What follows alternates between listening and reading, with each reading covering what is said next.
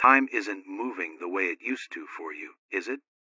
The past feels distant, almost irrelevant, while the future feels strangely present, like it's already here, whispering instructions you can't quite hear. You might think something's wrong, that you're losing grip on reality. But what if the opposite is true? What if you're not losing your connection to time? You're upgrading it. This isn't confusion. It's a quantum signal. Your future self, the version of you that already exists in the field, is reaching backward through time, reorganizing your present before you even realize what's shifting. This video will show you how to recognize the signs, how to stop interfering with what's trying to emerge, and how to anchor this transition so it doesn't dissolve when life gets noisy again. You're not imagining this. You're receiving it.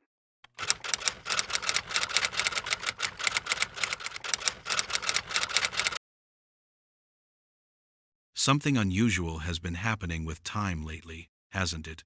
Not that it's moving faster or dragging slower, just that it feels unfamiliar somehow. The past doesn't seem to have the same gravitational pull anymore, like old memories exist, but they're not affecting your choices the way they once did. And the future, well, the future feels oddly close, not like you're planning it or visualizing it, but like it's already here, already active, already shaping what you pay attention to today. If you've been trying to make logical sense of this, you've probably felt frustrated, because logically, it doesn't add up.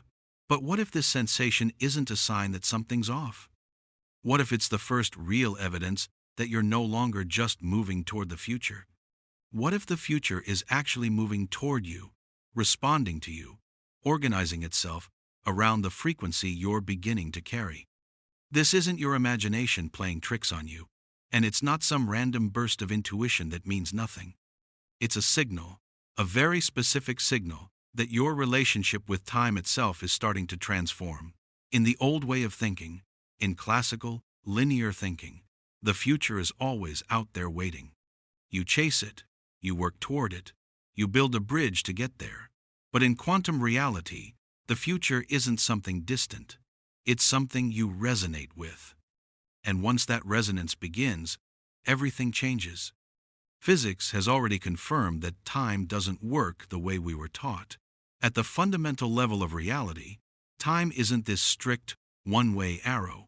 Effects can actually precede their causes. Information can loop back and influence the present before it fully shows up in material form. When your consciousness becomes coherent enough, when your internal state reaches a certain level of clarity and stability, you start receiving feedback from potential futures. Not as visions, not as psychic flashes, but as subtle shifts in what feels right, what feels important, what suddenly loses its emotional weight. This is why certain decisions are happening faster now. There's less internal debate, less back and forth in your mind. You just know. And other things you used to care about deeply, goals you were convinced defined who you were, they're starting to feel neutral. Not in a sad way, not like you failed or gave up, just neutral, like they belong to a version of you that's fading. This isn't procrastination. It's not boredom. It's alignment. When a future version of you becomes energetically dominant in the quantum field, the present version naturally begins reorganizing itself to match that frequency. The signal arrives first. The structure follows. It's like tuning into a radio station. You don't create the music by turning the dial. The music already exists. It's already broadcasting. You just adjust your receiver until the signal becomes clear. Right now, a lot of people are going through that adjustment. The noise from old timelines, old identities, old ways of being, it's fading out. And the signal from a new reality is getting stronger, clearer, more undeniable. The strangest part? It doesn't feel dramatic. It doesn't feel like some huge awakening moment. It feels calm. It feels certain, almost inevitable. Neuroscience actually backs this up in a fascinating way. Your brain is constantly running simulations of the future to guide what you do in the present. It's always predicting, always modeling what's coming next. When one of those simulations becomes more coherent, more stable than your current reality, your nervous system starts treating it as the new reference point. Your habits shift, your emotional reactions change. Even your sense of who you are starts updating itself automatically, all in anticipation of that future becoming real. This is why it can genuinely feel like your future self is influencing you right now, because neurologically speaking, it is. Your brain is already beginning to operate as if that version of you is the real one. The present you is catching up. Spiritually, people have always described this as a calling. Not a voice shouting at you, not some external command, but a pull. A quiet, persistent sense that you're being drawn forward, even when you can't see the full path yet. The mistake most people make during this phase is demanding clarity too soon. They want details, they want proof, they want a roadmap before they take the first step. But what's actually happening isn't about getting answers, it's about reorientation. Your inner compass is recalibrating itself. The map shows up later. This becomes especially important as we move closer to 2026. Not just as a date on a calendar, but as a threshold, an energetic marker that carries the signature of initiation, identity reset, and brand new cycles beginning. Long before the external world reflects that shift, consciousness starts adjusting internally. The future you're becoming starts sending signals backward through your attention, quietly reshaping what you care about, what you're willing to tolerate, what you no longer feel the need to prove or defend. If you've felt those strange moments of déjà vu without any actual images, or certainty without any logical evidence backing it up, or detachment from things that used to matter without feeling sad about it, you're not disengaging from life. You're disengaging from a version of life that no longer matches where you're heading. This is exactly why the future can feel closer than the past right now. The past is finished. It's complete. The future is active, alive, already organizing itself in the field. And when a future becomes active like that, it doesn't wait around for permission. It starts calling you through small changes in your behavior, your focus, your desires, not loudly, not urgently, just consistently enough that ignoring it becomes harder than finally listening. Take a moment right now. In the comments, drop one word that captures the energy you're choosing to step into. Maybe it's trust, maybe it's flow, maybe it's power, maybe it's something completely unique to you. Let that word be a declaration, not just to this space, but to the quantum field itself, a signal you're sending out that you recognize what's happening and you're ready to receive it.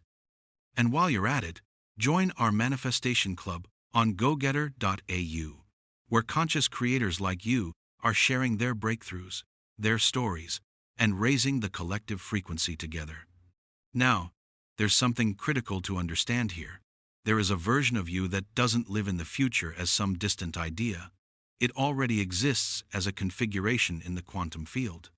Not as a fantasy, not as a goal you're chasing, as a real possibility that becomes accessible the moment your internal state stops contradicting it.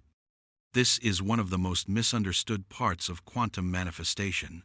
People think they're trying to create something brand new from scratch. But really, they're learning how to stop interfering with what's already forming. In quantum physics, all possibilities exist as probabilities until an observer locks into one through coherence. Consciousness doesn't invent outcomes out of thin air, it selects them. When your identity, your nervous system, and your emotional state align with a particular configuration, that version becomes dominant. It rises to the surface. This is why manifestation doesn't respond to desire alone. Desire is noisy, scattered, full of contradictions. Coherence is precise, and the field responds to precision, not volume. This is where the concept of the future self stops being abstract philosophy and becomes practical. Your future self isn't some distant version of you that you're trying to reach someday. It's a frequency you can begin inhabiting right now. The moment you start responding to life differently, with less urgency, less internal resistance, more stability, more groundedness. You're already interacting with that version. You're already embodying it in small but significant ways. The field doesn't care what you say you want. It responds to how you're organized internally in this moment. Are you coherent, or are you conflicted? Are you clear, or are you contradicting yourself with every thought and emotion? That's what determines what shows up. Neuroscience mirrors this perfectly. Your brain is always predicting, always adjusting based on expected outcomes. When a new internal model becomes more stable than the old one, behavior changes automatically. You don't have to force new habits into place. Old ones just lose their relevance. They fall away naturally. This is why some changes in your life feel effortless, while others never seem to stick no matter how hard you try. Effort tries to override identity. Coherence replaces it. One feels like swimming upstream. The other feels like drifting into place. Spiritually, this has always been described as embodiment. Not imagining a new life while staying stuck in the old one, but actually living from a different center, operating from a different baseline. When embodiment begins, manifestation stops feeling like a technique you have to practice and starts feeling like feedback you're receiving. Reality reflects you faster, not because time itself speeds up, but because your internal resistance slows down. Less conflict inside means fewer delays outside. You might be noticing that you're not negotiating with yourself the way you used to. Decisions feel quieter, simpler. Boundaries feel clearer without needing to explain them to anyone. You're less reactive to things that used to trigger you immediately. This isn't emotional numbness, it's integration. The version of you that already exists in the field doesn't carry the same emotional charge as the old one. It doesn't need to prove anything, chase anything, or overcorrect past mistakes. It moves with precision, not urgency. Here's an analogy that might help. Imagine two versions of software running at the same time. The outdated version consumes a ton of energy, crashes constantly, needs endless fixes and updates just to keep functioning. The updated version runs smoothly, efficiently, quietly, without all that friction. When the system starts switching over from the old to the new, you don't immediately see brand new features appear. What you feel first is stability, a sense of things working better without you having to manage every detail. That's what's happening now in your life. The update is installing itself. This is exactly why visualization alone so often fails. Visualizing without coherence is like downloading software but never actually installing it. The file sits there, unused. The field responds when the internal system is ready to run the new identity consistently, reliably, and that readiness doesn't feel exciting or dramatic. It feels grounded, solid, calm. If you've been sensing that your life is simplifying lately, that you're less interested in forcing outcomes and more tuned in to subtle internal signals, this is a clear sign that the future version of you is no longer distant.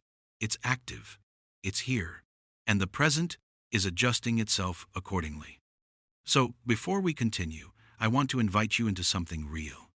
If this message is resonating, if something inside you is nodding along and recognizing its own experience in these words, hit subscribe and click that bell icon right next to it. Also, join our Manifestation Club on gogetter.au. This isn't just a channel, it's a frequency. And if you've felt even a slight shift while watching, you're already tuned in. We're not just absorbing information here, we're practicing new ways of being. Let's keep growing and aligning together. Now, there's a phase between realities that rarely gets talked about because it doesn't look like progress from the outside. Nothing explodes. Nothing changes overnight in some dramatic fashion. Yet internally, almost everything feels different. This is the transition phase, the space where one reality is dissolving and the next one hasn't fully stabilized yet. And if you're in this space right now, the signs are subtle, but completely unmistakable once you know what to look for. One of the clearest signals is a shift in what drains your energy. Conversations that used to feel stimulating now feel heavy, exhausting. Environments you used to tolerate without much thought, suddenly feel misaligned, like you're wearing clothes that don't fit anymore. You're not judging these people or places. You're not angry at them. You're just less available for them. This isn't about superiority or detaching from life itself. It's energetic efficiency. When your frequency changes, your system becomes less willing to spend energy where there's no resonance, no match. Another sign is the way effort feels in your body. Tasks that align with where you're going feel lighter, even if they're completely new and unfamiliar. Tasks tied to the old identity feel exhausting, even if you're skilled at them, even if you've done them 1,000 times. This isn't laziness. This isn't resistance. It's feedback. Your nervous system is recalibrating around a different center, and it communicates through sensation long before your mind can put words to it. Your body knows where coherence lives before your thoughts catch up. You might also notice a strange new relationship with time. Moments of stillness feel full instead of empty. Waiting doesn't feel like punishment anymore. There's less urgency to figure everything out immediately, and more tolerance for letting things unfold naturally. This isn't passivity. It's trust emerging organically as your internal conflict dissolves. When you stop fighting yourself, time genuinely feels different. Here's an analogy. Think about switching lanes on a highway. There's that brief moment when you're not fully in the old lane anymore, but you haven't quite settled into the new one yet. That moment can feel exposed, vulnerable, if you focus on it too much. But it's also the only way forward. The mistake people make is trying to accelerate too fast just to escape that discomfort. But smooth transitions require awareness, not force.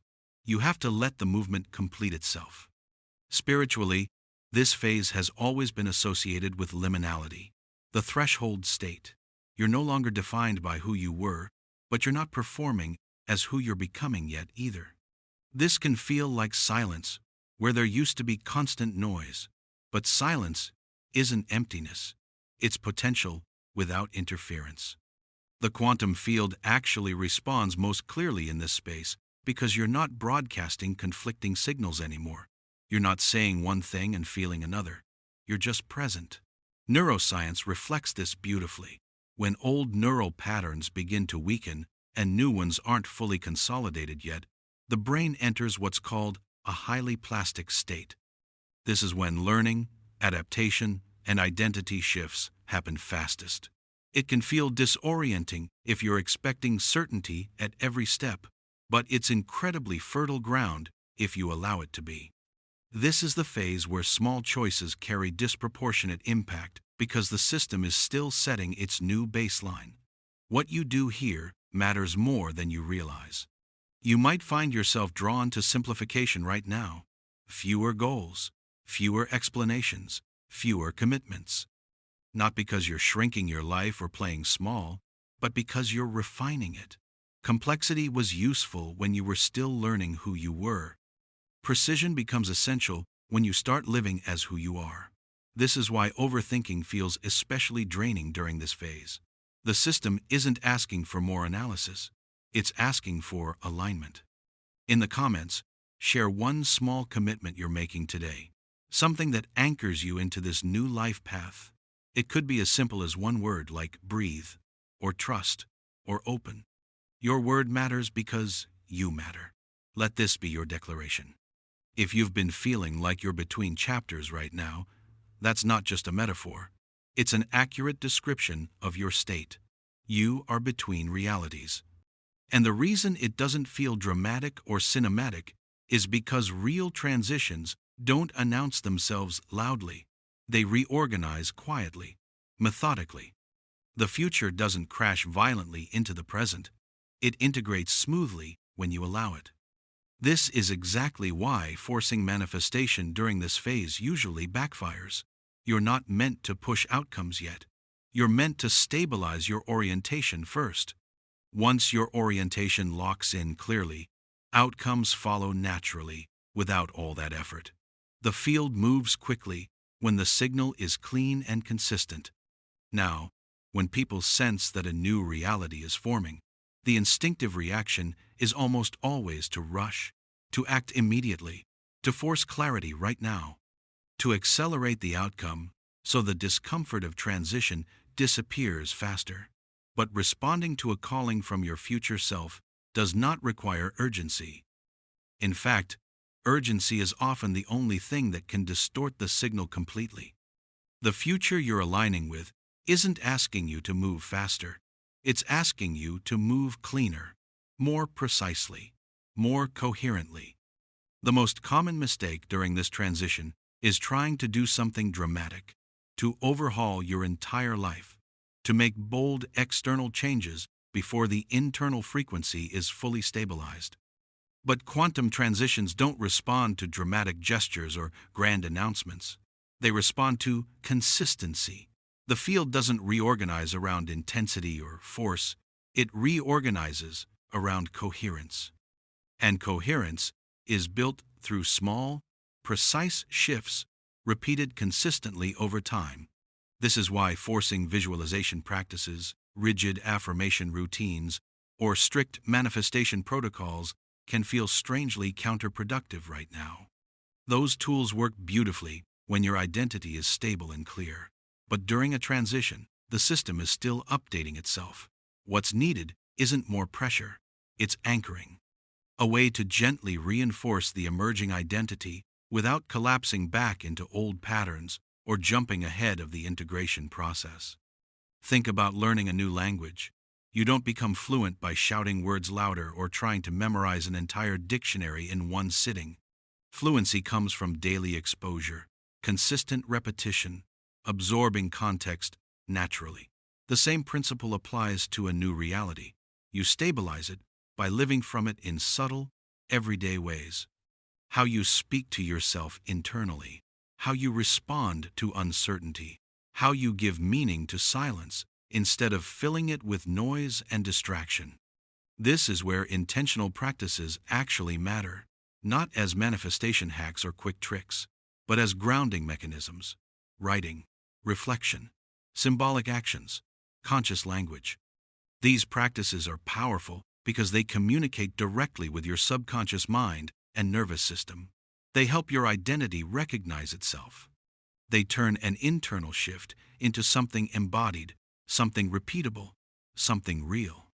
That's exactly why I created Quantum Rebirth 2026. This ebook exists specifically to guide you through this phase. The phase when an old identity is dissolving and a new one is forming but hasn't fully locked in yet. It helps you understand what's happening internally, why certain emotions and patterns are fading naturally, how to move through this transition without second-guessing yourself or falling into self-sabotage. It's not about manifesting more things or chasing bigger goals. It's about stabilizing who you are becoming. Alongside the ebook comes the Quantum Grimoire, a practical companion designed to help you anchor this rebirth through conscious writing, intention setting, and symbolic practice. The grimoire isn't about superstition or mystical rituals. It's about giving your nervous system and subconscious a language they can work with, a way to encode coherence daily so the new reality doesn't fade when life inevitably speeds up again. Together, these tools are designed to support this exact moment, the moment when your future self is already calling, and the only question left is how gently and consistently you choose to answer. You don't need to rush this. You don't need to force outcomes to appear tomorrow. You don't need to prove anything to anyone. You simply need to respond with presence, with clarity, with quiet consistency. If something in you recognizes this transition, not with excitement necessarily, but with quiet certainty, with a sense of yes, this is what's happening. You'll find the link to Quantum Rebirth 2026 and the Quantum Grimoire waiting for you in the pinned comment below. And listen, if this message resonated with you at all, share this video with someone who needs to hear it. Maybe it's a friend who's been feeling stuck between versions of themselves. Maybe it's someone who keeps saying they feel off but can't explain why. For you, it might just be sharing a video, but for them, it could be exactly the confirmation they've been waiting for.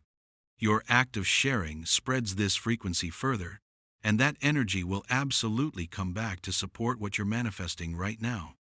Your future self isn't calling for dramatic action, it's calling for alignment. And that alignment is already within your reach. You've already started. Keep going.